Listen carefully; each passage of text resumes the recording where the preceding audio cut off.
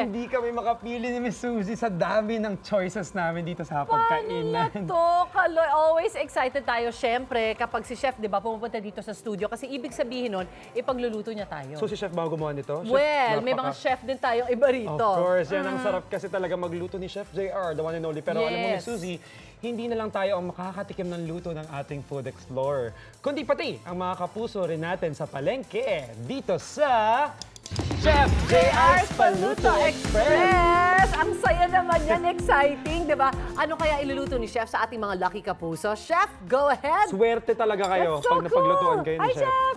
Hello everybody! A blessed morning!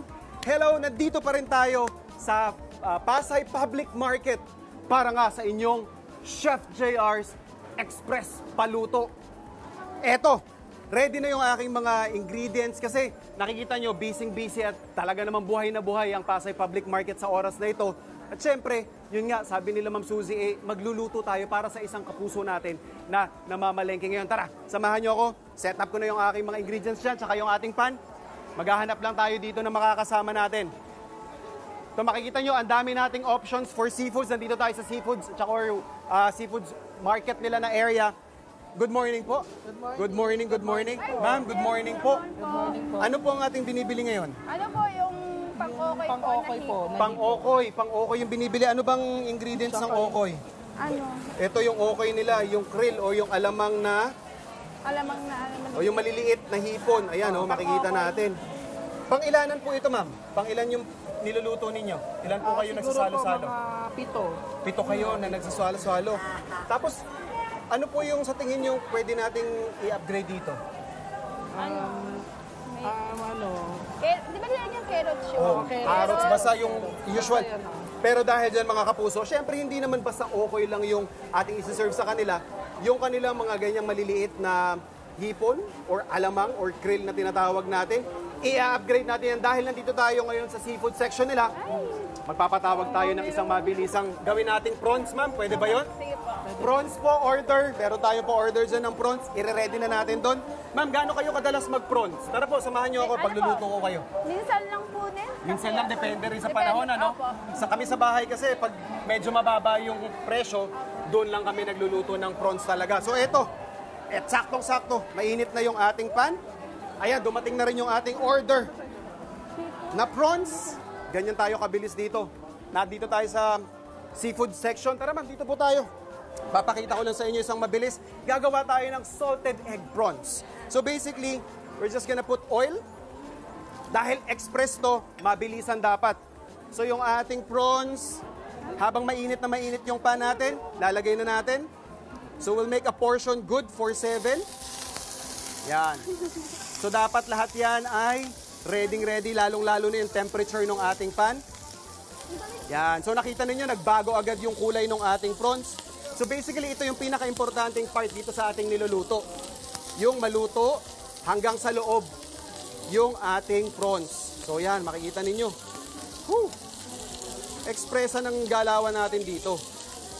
And habang nagpe-penetrate yung temperature or yung init ng ating pan, saka nung oil doon sa loob ng ating prawns, lalagay lang natin yung ating butter. Kasi at the same time, gagawin na rin natin yung parang pinaka-sauce niyan. So from simpleng alamang size ng ating hipon kanina, eto, mga jumbo yung ating pinantapat. So in a way, level up pa rin.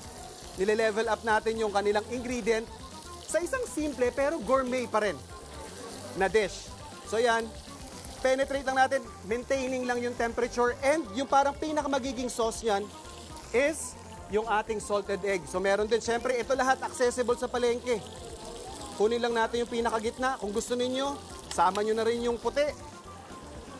So yun yung parang pinakatimpla nung ating prawns. So kuha tayo ng mga ilang piraso niyan. And of course, if you're trying to make simple dishes at home, napaka-importante po yung contrast on color. Kasi minsan hindi naman kailangan mahal yung ingredients na ginagamit natin, but also yung paglalaro natin doon sa mga ibang ingredients na pwedeng magpapop doon sa ating dishes. So yan, meron ako dito egg yolks. nung ating itlog na pula. 3 piraso yung ginamit natin. Nakikita nyo, nagbababble na yan. Yun, oh. And at this point, sure tayo na luto na yan. Yun, oh. Sarap. Laban. Kumusta, ma'am? Sarap. Ano pangalan pala? Nakalimutan ko nang tanungin si ma'am. Mabilisan yung galawan natin, eh. Eto, lalagyan lang natin siya ng Wow, sarap. garlic flakes. And yun nga sinasabi nating color. Nakaiba. Naglalagay lang tayo niyan ng ating spring onions for Yummy. the garnish. Ayan. Wow. Ma'am, kamusta? Anong itsura? Pwede na? Sarap. Pasado na ba yan? Opo, pasado. Ayan. Tapos konting salt lang din. Eto mga kapuso, ready na yung ating Wow. salted egg prawns. Ayan. Plate lang natin yan with the sauce. Eto na. Wow. Yung ating na level up na from simpleng okoy, gamit yung alamang. Siya. Meron na tayo ngayong salted egg prawns. Ayan. Egg prawns. Ready na mga kapuso. Wow, sarap. Tuloy-tuloy yung ating pagluluto dito sa Pasay Public Market. Mamaya, ipagluluto ko pa sila. Tutok lang, balik muna sa inyo sa studio. Tikman nyo, ma'am. Tikman nyo. Mainit pa yan. Ayan. Ang yummy Actually, naman ng pasugpo ni Chef Ang kanina. swerte naman na lutuan niya. Biruin mo, maliliit na hipon lang yung binili, ginawa pang sugpo ni Chef. Dito lang yun sa Chef JR's Paluto Express! May ipaluluto or ipagluluto pa raw si Chef na Lucky Kapuso sa palengke. Ano naman kayang level up dish ang iluluto niya? Hi, Chef! Gulay lang pero nagkamit. Baka, Pwede, tingnan no? natin. A blessed morning, Food Explorers! Hello, hello sa inyong lahat. And yes, tuloy-tuloy yung ating kakaibang food adventure kasi nandito pa rin tayo sa Pasay Public Market para nga sa ating Chef JR Paluto Express. So, andito nga tayo kanina, nakapagluto na tayo ng sugpo, kaya tawag lang tayo ng sino po yung magpapaluto dyan.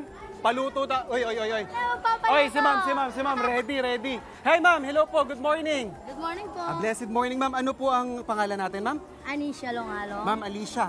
Anisha po. Anisha, ma'am, salamat po sa inyong pagsama sa akin this morning. Ano po ang inyong pinamili, ma'am? Galunggong po. Galunggong. May galunggong sinanay dito. Ano po ba yung usual na niluluto ninyo ng almusal sa galunggong, ma'am? Usually po yan, prito lang. Prito lang. Ay, syempre, masarap. Sariwa pa, ano? Kita natin, maganda yung mata. Maganda, sariwa siya. Mura. Magkano naman po ang galunggong ngayon, ma'am? 170 ang isang Pwede. kilo. Very affordable din po, ma'am. Pero, ilan po ba kayo nagsasama-sama or nagsasalo-salo sa almusal? 4 po. 4? Yes po. Okay, 4 na portion tapos galunggong. Ma'am, okay lang ba na imbis na galunggong ang lutuin mo ngayon ipagluluto kita ng salmon? Sige po, para Pwede? po mag-level up. Para ang mas aming level ulam. up. Gaano po ba kayo kadalas magluto ng salmon, ma'am? Bihira lang po siya, pero Bihira, gusto no? ko siyang matikman. Mahilig po kayo sa salmon. Yes po. Okay, ito, mabilisan dahil Paluto Express ito, dapat mainit na yung pan natin. Konting oil lang. Teka, order lang tayo ng salmon. Ayan, eto, yan na. Dahil nandito nga tayo sa market, Madali ready lang. na yung ating backup. Eto, meron tayo ditong cut na salmon. Season lang natin ito ng salt and some pepper. Tikita ninyo, galit na yung pan natin. Okay lang yan. Talagang yan yung hinahanap natin, ma'am. Para mabilis ang luto. Ayan, oh. So, lagyan lang natin ng mantikilya or margarine kung anong meron sa inyo. Ilagay natin yung ating salmon. Skin side down. Yan. Sear lang po natin yan. Maganda sa gantong cut is mas madali natin siyang maluluto. Pero kung gusto nyo for presentation, pwede ring whole or fillet na portion yung ilalagay ninyo or gagamitin natin. So yan, sear lang natin. 4 na, tingin mo, okay na yung portion na yan? Okay na po. Pwede na yan, ano? Pwede. And since isda ito, mabilisan lang din yung kailangang cooking time. So, basically, yan, sear lang natin yan. Amoy pa lang, chef. Mukhang masarap Winner na ba, ma'am? Winner Yan, na. salt lang natin ng kaunti pa and pepper. Tapos, ma'am, hindi lang basta salmon yung ibibigay natin sa inyo kasi alam ko kahit anong seafood babagay dito. Naglaga na ako kanina ng kamote. Yun yung parang pinaka-side dish natin. Okay, chef. Di ba? Okay, so ito po yung ating salmon. Since medyo pricey yung salmon, kailangan, ma'am, ingatan natin yung cooking time nito. So, mabilisan lang pagka-sear nung sa kabila. Siguro pag gantong cut, mga 1 to 2 minutes per side, pwede na nating Other i-flip. side naman. Yes po. Para luto ng maayos. Ayaw natin itong ma-overcook kasi sayang. Yan. Alright, so tuloy-tuloy. At nakikita nyo, ma'am, naliligo sa mantikilya talaga yan. Naliligo talaga siya. Yes po. So, isang tip mga kapuso para malaman ninyong luto na yung salmon ninyo is yung tinatawag nating cooking grade. And especially for salmon, gusto nating ma-minimize yung ganyan, yung puti na lumalabas. Kasi pag medyo lumalabas na yung parang puti dyan, ibig sabihin po, overcook na. So yan. Okay, mukhang ready na ito, ma'am. Ganun lang kabilis. Pwede na nating patayin yung apoy, tapos yung residual heat or yung tinatawag nating carry over cooking yung magpapatuloy dun sa pagluluto. I-flip lang natin yan on the skin side ulit. Habang technically nagre-rest na yan, eto naman yung ating sweet potato mash. Susuot lang tayo ng gloves. Again, naglaga na tayo kanina. Tapos, very simple lang din ito. I-mash natin gamit tinidor or kung may gloves tayo, lagay natin dyan sa isang bowl. Lagyan lang natin ng konting salt and pepper. And para mas sumarap pa yan, syempre, hindi natin sasayangin yung mantika ng pinaglutuan nating isda. Siya yung yan. Yes po, konting-konti lang yan. Yan, tapos mash pa natin. So yan na yung parang pinakamagiging timpla yan. And pwede na tayo mag-plate, of course. Yan, laban na yan. Alright. Eto, actually, kahit yung galunggong natin, pwede natin itong gawin Pwede na rin application. siyang gawin Pwede dyan. rin po. Pero yun nga, sabi natin, kung gusto niyo ng medyo level up, ito yung perfect na kaparis niya. So, plate lang natin ng kaunti. Yan, and then yung ating salmon. Tatap lang natin yan. Oop.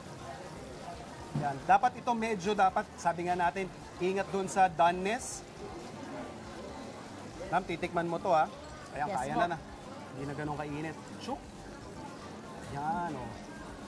Laban. Tapos, syempre, again, kagaya ng sinabi natin, kung medyo gusto nating i-level up, pop lang ng color. So, lagyan lang natin yan ng konting leeks na meron tayo dyan.